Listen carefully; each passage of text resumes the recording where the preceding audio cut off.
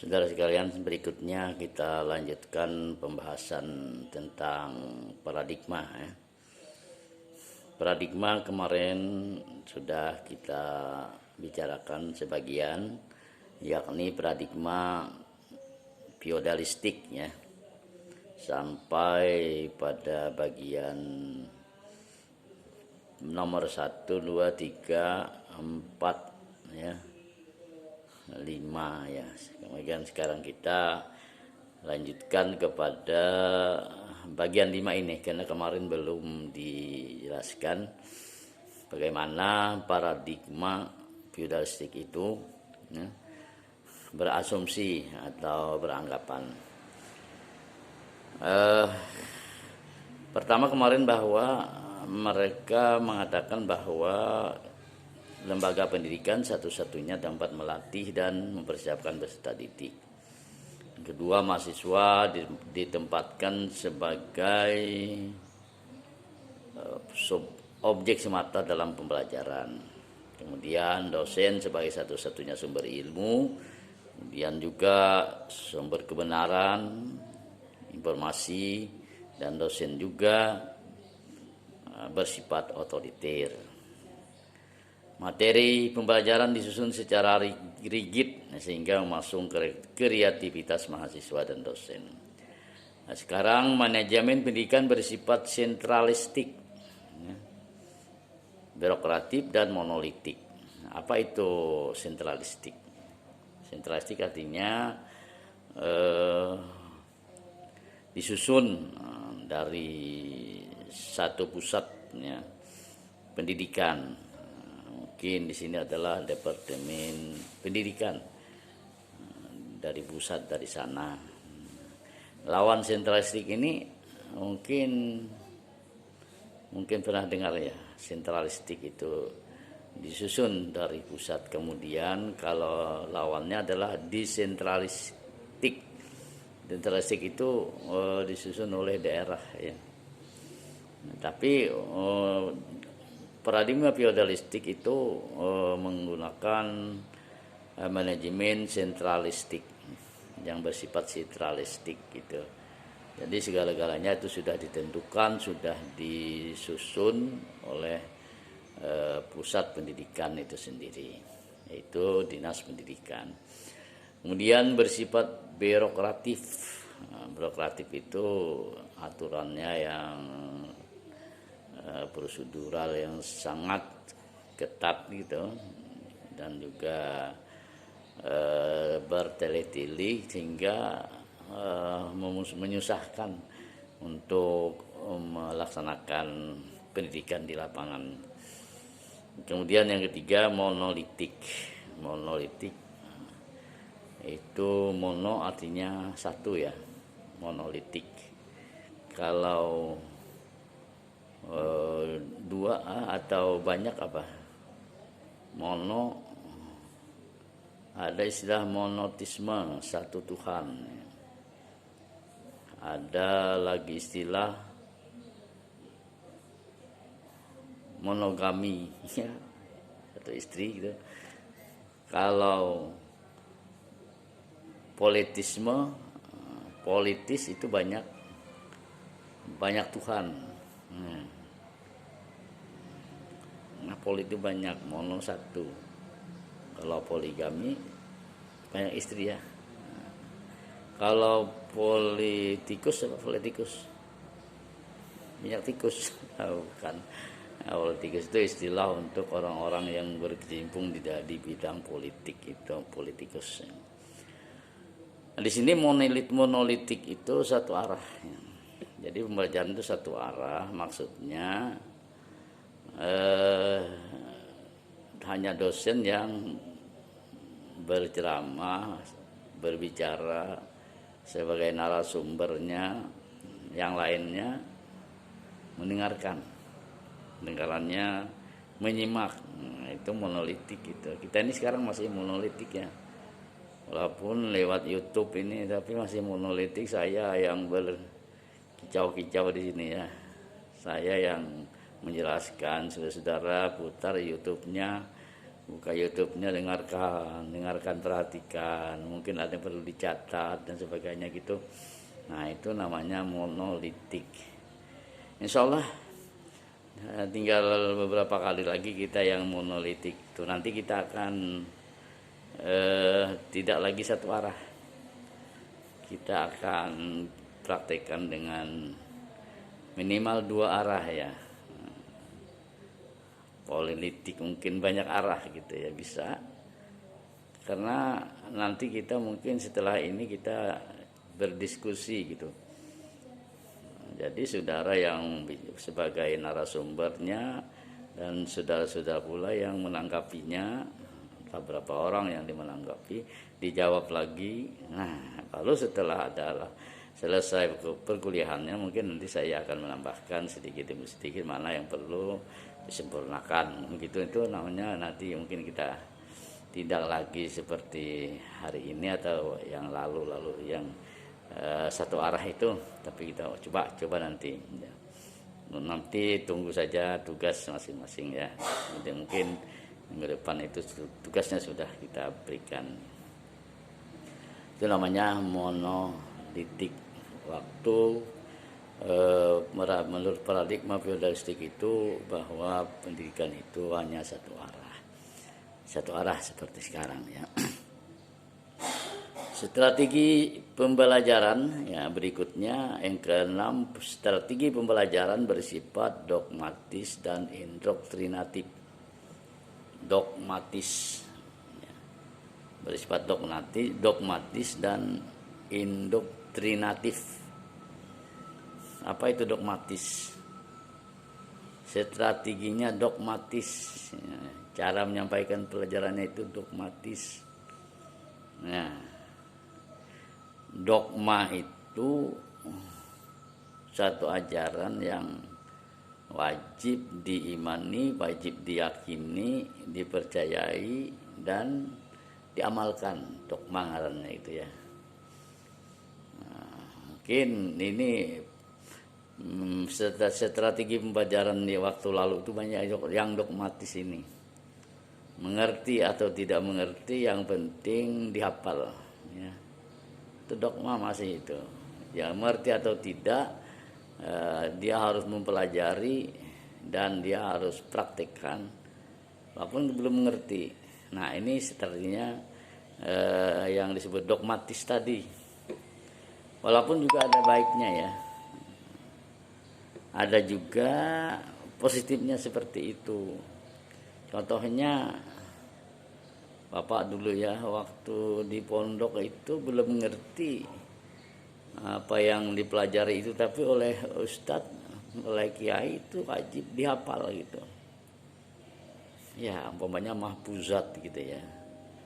Itu minimal ujian akhir itu hafal 50 bait ya. 50 mahfuzat. Dan yang kalimatnya dimulai dengan kalimat man itu harus ada berapa puluh gitu. Seperti apa? Man jadda wajada, man sabara jafala, man ta'allama taqaddama, man khafara fatan waqafiha, man terus gitu. Pas dulu belum ngerti gitu.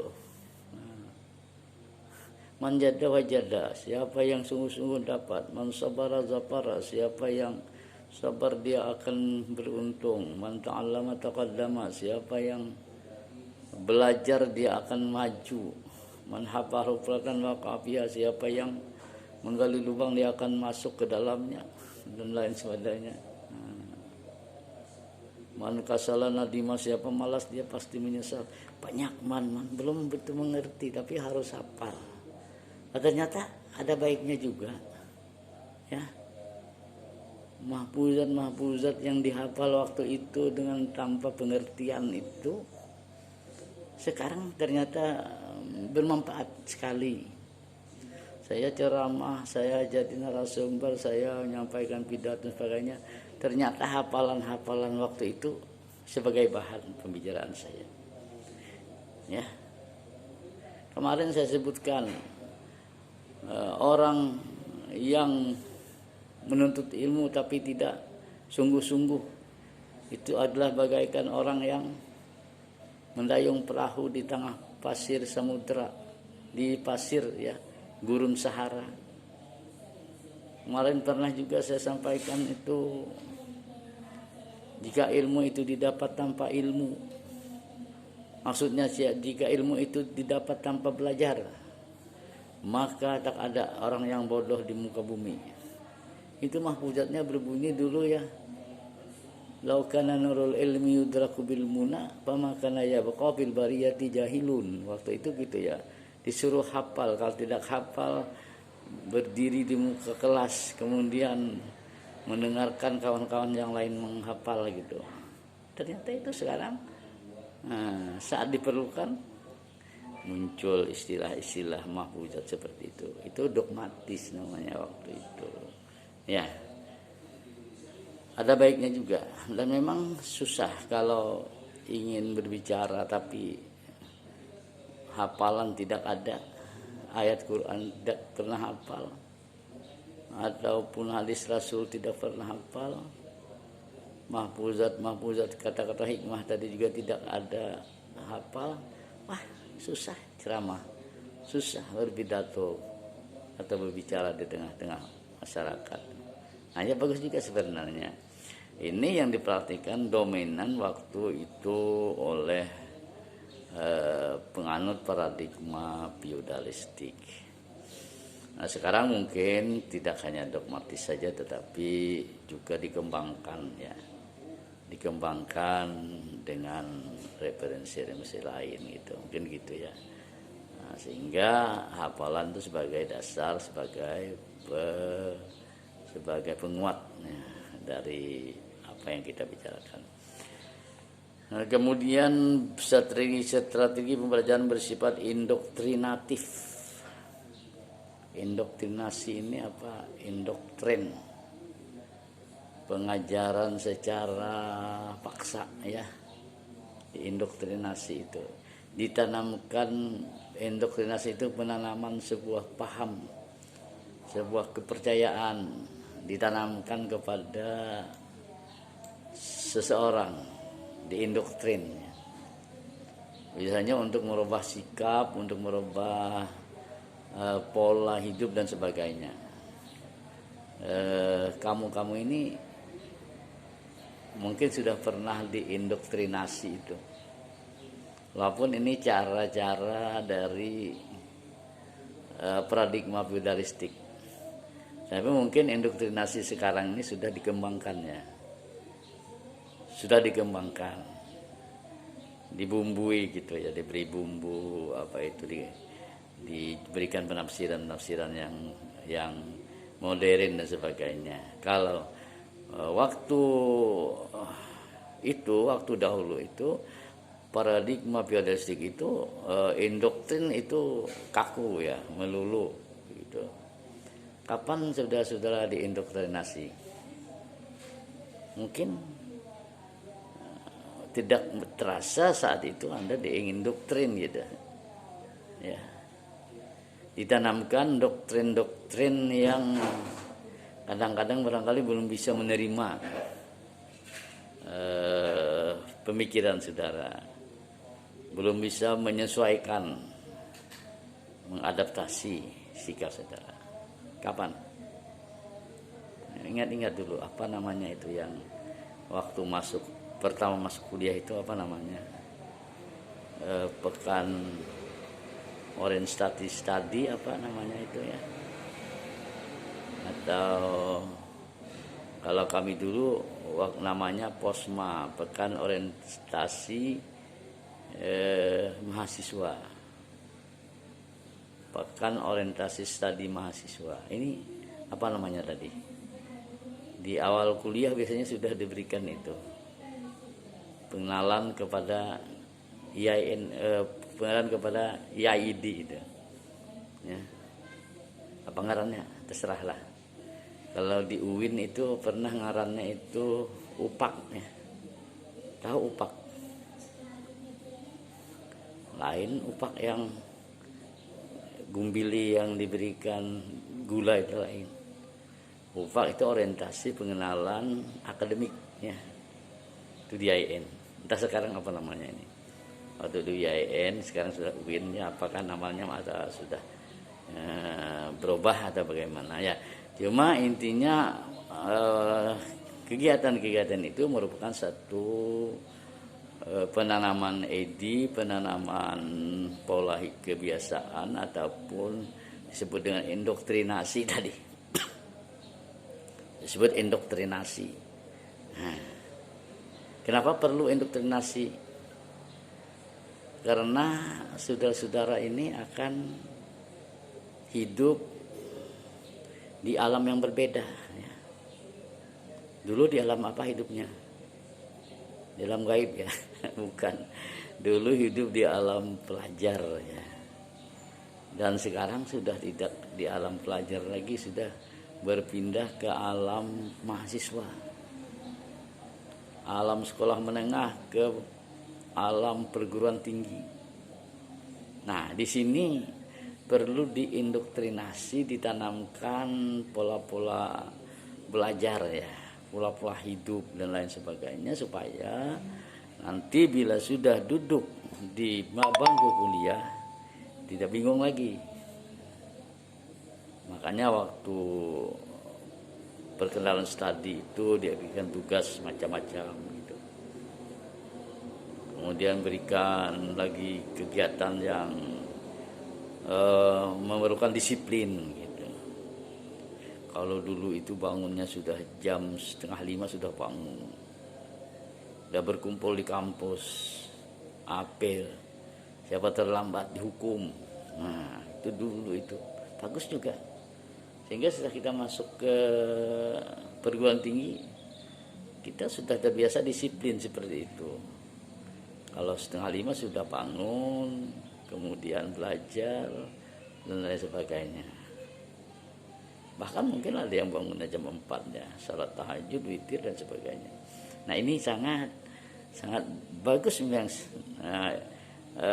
paradigma ini, budalistik ini. Tapi tidak selama-lamanya begitu. Kalau selamanya begitu dipaksa, selamanya itu ditekan dan sebagainya, maka nanti akan merugikan juga bagi mahasiswa itu sendiri ya. Karena hidup di perguruan tinggi lain dengan kehidupan di menengah.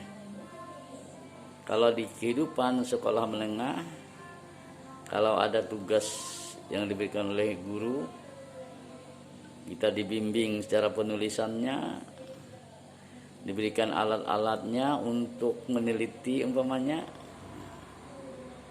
dan sebagainya, kemudian diberikan buku-buku literatur untuk menyusun laporan dan sebagainya. Tidak enak kan? Ibarat orang kelaparan itu mau makan, dimasakkan nasinya dulu, ikannya disediakan dulu, sudah disediakan, cangkir piringnya sudah siap ya, dan semuanya sudah disiapkan, tinggal makan aja lagi, tinggal mengambil makan gitu. Nah, itu di menengah. Kalau perguruan tinggi tidak.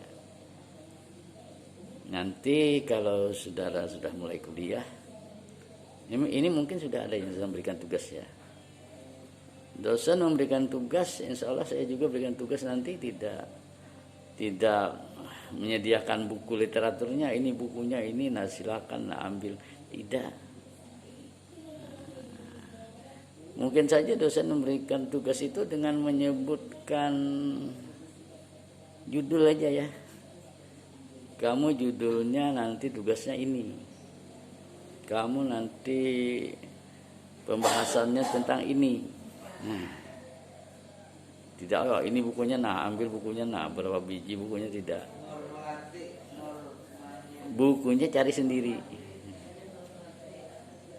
Kalau dia ada di perpustakaan mungkin carinya ke pasar. Di pasar juga tidak ada lagi orang yang jual, mungkin cari dengan teman-teman yang dahulu yang sudah pernah belajar. Nah, ini itu. Jadi ibaratkan tadi orang kelaparan itu tidak diberikan nasi, tidak diberikan lauk pauknya, ikannya, airnya dan sebagainya, tetapi dia diberikan sebuah panci saja.